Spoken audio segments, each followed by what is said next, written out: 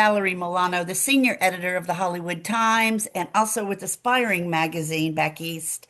And I'm so happy to have our filmmaker here, and I'm going to have him introduce himself. Thank you so much for joining us. Hi, thanks for having me. My name is Zeb. I'm a filmmaker based in Belgium, Antwerp, and I just made my second short film, Fan Letter, and that's the film we're gonna chat about. So yeah, Lovely. Yes, yeah, it took us a while to get our timing right, so I'm so glad that we got our timing right today. yeah. And we're Here we talking, are. yes, we're talking about his film Fan Letter that's going to be playing here at the Hollywood Queer Short Film Festival that the Hollywood Times is a media partner with. So tell us, what first drew you to filmmaking? Well, it really started from when I was a young kid. Both my parents were working a lot, so they always put my sister and me in front of the TV and put a movie on so they could have their 1.5 hour, 2 hours, you know, concentrate on that. And that's how it all started. And I really fell in love with cinema from a young age. And I think from when I was about 10 or 11, I asked for a video camera because I wanted to make little films. So basically, it just started from when I was young. Sometimes, it just goes like that. And but I also loved photography, so I became a photographer, and I'm doing mostly fashion photography, but film always, stayed in my mind, and I love it. So at some point, I was like, should I give this a go? And here we are. So yeah. Okay, so what inspired the story of Fan Letter? Was it based on a personal experience, a historical moment, or purely imaginative? Well, most my stories start always with images. So because I'm a photographer, I love buying photography books and start with an image, and then the story just starts unfolding, and then I make a mood board. That's how I mostly start, and then the story comes second, and then yeah, it started with a picture of this old like a vintage picture of an artist in a backstage room, and he was reading fan letters, and I thought it was so interesting, and I just started thinking about imagine if he was back in his hometown and getting this letter of his first love, how the reaction would be. Their are so different now because he became famous, and and the other person stayed maybe in their hometown, and that's how it just started. And then we started writing it. Yeah. The film explores longing, memory, and whether love can withstand the passage of time. Mhm. What made you want to explore those universal themes through Ricky's story? Well, I always think it's fascinating when your first love, it always stays with you in a way. And I really love nostalgic things and things like that. And so yeah, I just find it very interesting to to talk about love. And I don't know. And yeah, The yeah, 1950s is such a charged era, the yeah, glamour, but yeah. also repression. Why did you choose that particular setting for Ricky's Yeah. journey? Well, I'm always very interested in that time period. Just the photography, the styling, the cars, everything was so glamorous. But like you said, um, people were living a certain way, things were not in the open, Definitely if you were, falling in love with another boy, people didn't talk about these kind of things. So I think it was an interesting time setting to put this in there, because that makes you dream a bit more. In our story, Ricky is really dreaming about his first love. Like he's imagining, like, what if we just, break all the rules? I'm sure I made them enough money now that we can do this.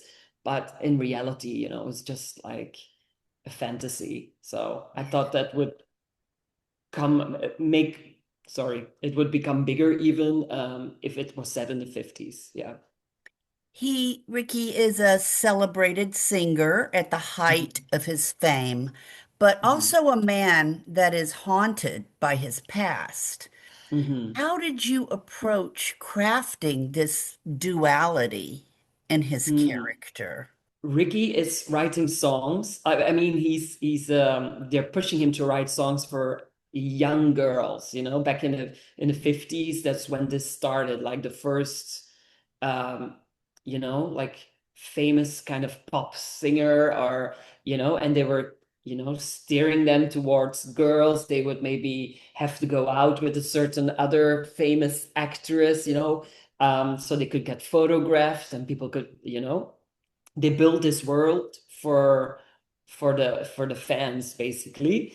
And so I think in the beginning he really is happy because he's getting famous and this is what he wanted, but in the end he feels, so alone and unhappy. And then, you know um one night he's like having a drink before he has to go on stage, and then this letter makes him go like, oh my God, I need to call this person up and Yes. reminisce. Yeah, because the phone call is the heart of the film. So much Yeah, tension in something so simple.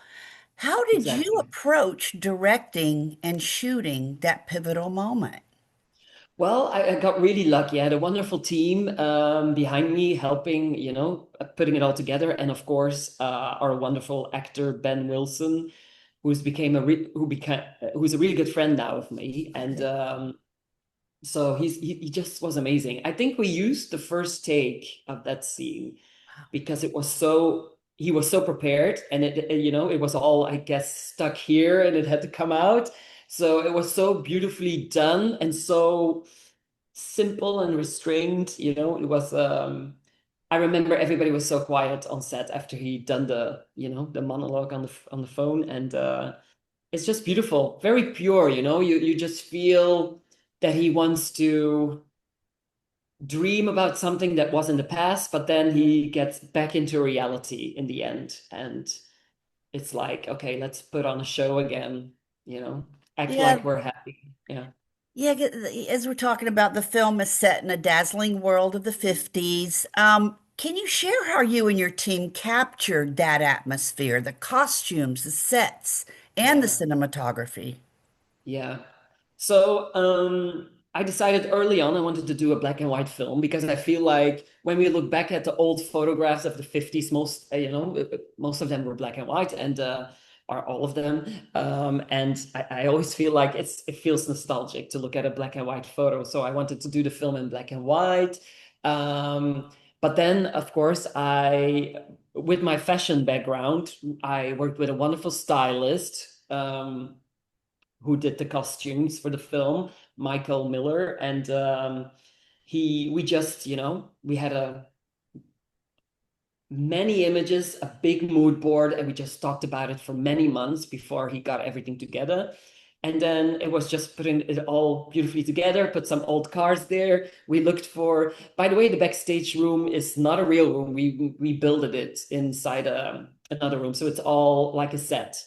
And we found these old props, and so it all came together. We kept it rather simple, but I think we just found the right things to make it look, you know, feel real. And it was so much fun preparing for this film, honestly. It was really good. Yeah. Music clearly plays a central role. How did you weave music into both the emotional and narrative fabric of Fan Letter? Right from the beginning, I was like, we're talking about a famous singer here, so I think it would be cool if we make a song, to go with the film. So I think 3 weeks before we started filming, we didn't have the song yet. I mean, it was written, but we didn't have the music. I didn't have the right people to compose it. So found these two guys who are specialized in these kind of classic, uh, how you call that, crooner songs from back Yeah. in the day. So I just sent them the lyrics, and I was like, are you interested in helping out? And they were, and they luckily were. And then Ben came over 1 week before shooting. And we went into the studio. I think we had 3 hours and we just recorded the song. And I think it's such a fun thing in a short film. Like suddenly you get this song. And I think it's a nice introduction also to the fact that he's like mentioning that he sings all the songs, Great. for his first love, It's so lovely. yeah. Do you believe we can ever truly return to a past love, or is the film more of a meditation on how love changes us? Ooh, good question. Um, good question. I mean, I think we all look back sometimes to our past and wish we could go back for a little bit, to the good times. But I don't know if we can truly always go back because, it was a moment in time, and you can't recreate it. What do you think? I know it's a tough question. It's a Yeah, tough question. It is a tough question, but it's a good question. But I think the film, it deals with the reality of things that like sometimes you just have to move on.